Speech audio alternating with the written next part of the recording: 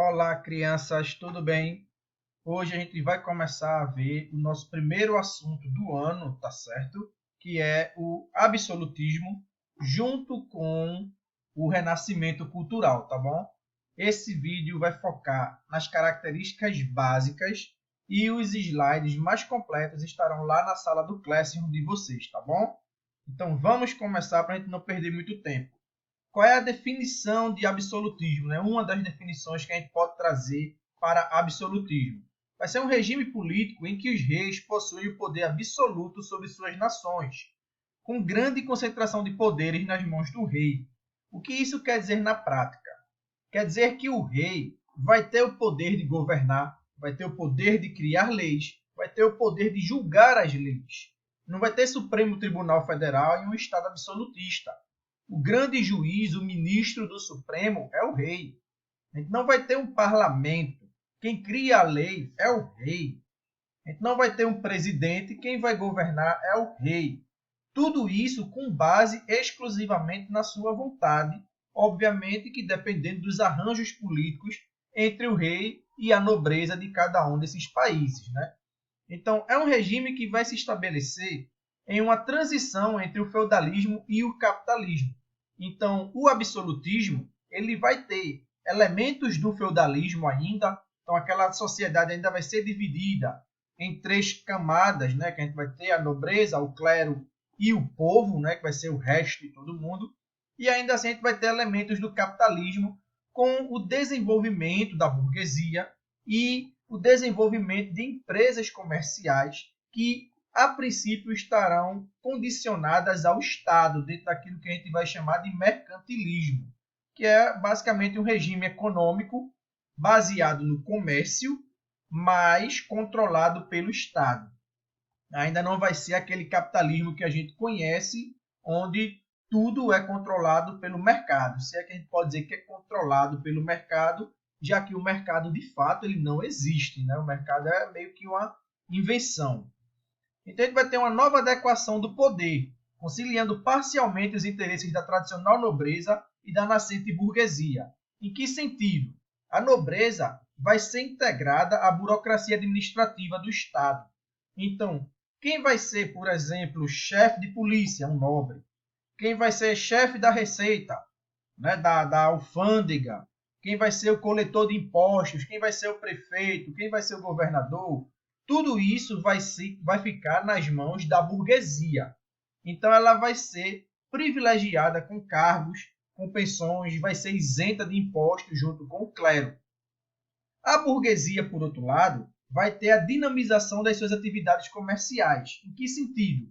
No momento em que o Estado absolutista se consolida, aqueles impostos cobrados pelos senhores feudais vão ser abolidos e substituídos por um único imposto nacional. Então, é menos imposto para os comerciantes pagarem. A gente vai ter uma unificação de moedas, vai permitir uma dinamização, a simplificação das trocas comerciais, já que em todo aquele reino, por exemplo, a França, vai ser uma única moeda que vai circular lá, bem como as leis, o sistema de pesos e medidas, que depois ele vai se tornar quase que internacional. Então, hoje em dia, praticamente todo mundo usa metros e quilos, com a grande exceção dos Estados Unidos, né, que eles são os diferentões, todo mundo sabe. A gente vai ter a conquista de mercados, porque esses países que vão surgir do absolutismo vão se lançar na conquista de mercados, e isso aí vai permitir a burguesia se desenvolver, e a eliminação das barreiras internas prejudiciais ao comércio. Como eu falei, essas leis dos senhores feudais que existiam, bem como os impostos que eles cobravam, não vão mais existir, porque agora a gente vai ter um único país, um único reino, controlado totalmente pelo seu rei.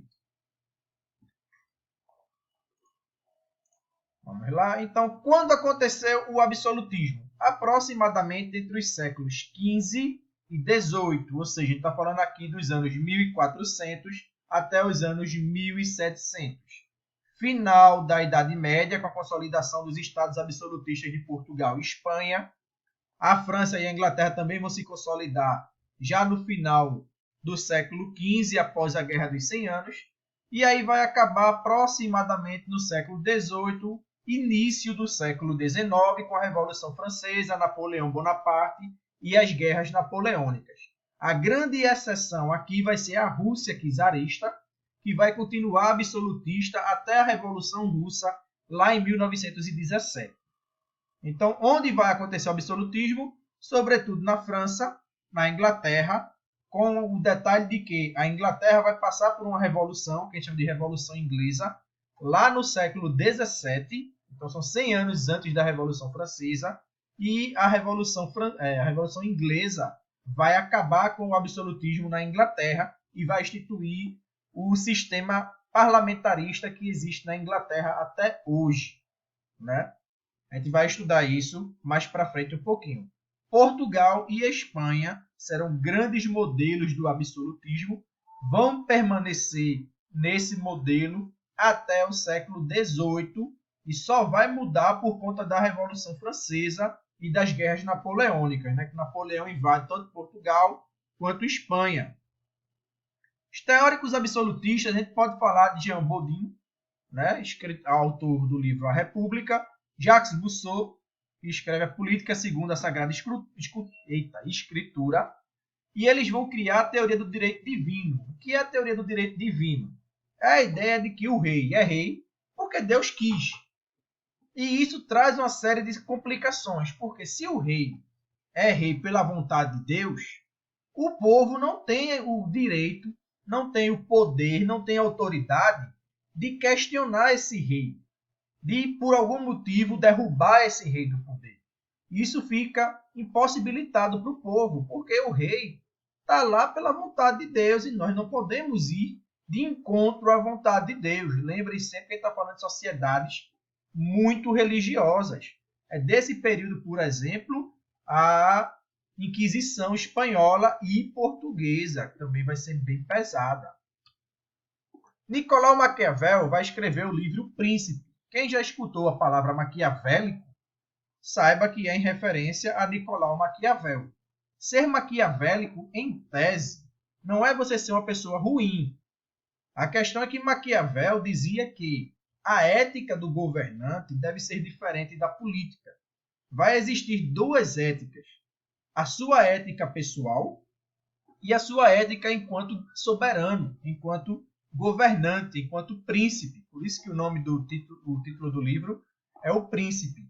E aí Maquiavel vai dizer muitas coisas que são utilizadas até hoje. Por exemplo, é Maquiavel que vai dizer que se for de fazer o bem, você deve fazer aos poucos, para que o povo sempre se lembre das suas boas obras. Mas se for de fazer o mal, aí você faça de uma vez só todo o mal, porque o povo vai ficar com raiva, mas depois vai esquecer. Então, Maquiavel é que ele vai criar o Príncipe, é um manual de como se manter no poder, de como governar em uma nação absolutista.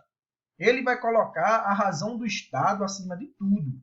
Então, no absolutismo, tudo é construído para engrandecimento do Estado, de forma que os fins justificam os meios. Maquiavel vai defender isso aí. Então, se for preciso para o Estado sacrificar metade da sua população, vamos sacrificar porque os fins justificam os meios.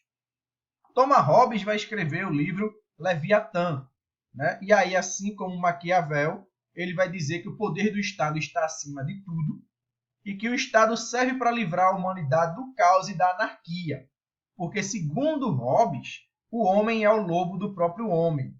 Ou seja, o homem explora o próprio homem, o homem é quem destrói o próprio homem. Então, o homem ele é a caça do próprio homem.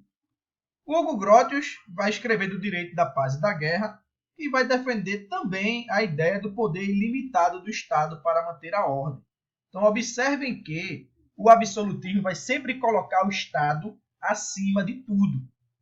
Por isso que, 200 anos depois, lá no século XVII, a gente vai ter o iluminismo para justamente desconstruir, né, que é a palavra da moda, essas ideias absolutistas. E aí o iluminismo vem justamente para impor limites a esse Estado. Essa é a grande missão do iluminismo. Mas isso aí é assunto para muitas aulas depois, para poder a gente ver, tá bom? Aí vamos lá para o Renascimento Cultural. Se vocês observarem, é mais ou menos o mesmo período. Então, o Renascimento vai vir junto com o absolutismo, né? Ele vai acontecer no fim da Idade Média, no começo dessa Idade Moderna. Então, são contemporâneos esses dois movimentos, vamos dizer assim, né? Na verdade, é uma organização estatal e um movimento cultural e científico. Então, o iluminismo vai ser o quê? Um conjunto de valores culturais e científicos que vão modificar radicalmente o pensamento europeu. Então vai ter uma tendência cultural laica, não vai ser mais religiosa, racional, né, contra ideias sobrenaturais, e científica, né, do século XIV ao século XVI. E aí quais são as principais características do iluminismo? O iluminismo vai trazer o humanismo, né, a valorização do homem, né, como criação privilegiada de Deus. Então veja que Deus não some. Não é que eles sejam ateus, mas é que agora a gente vai valorizar as questões do homem. Por isso que ele vai ser antropocentrismo, antropocentrista no caso, né? Que é justamente a ideia de que os homens se encontram no centro do universo. Então, todo o pensamento, toda a obra, toda a arte do Renascimento vai ser focada no homem, nas relações humanas.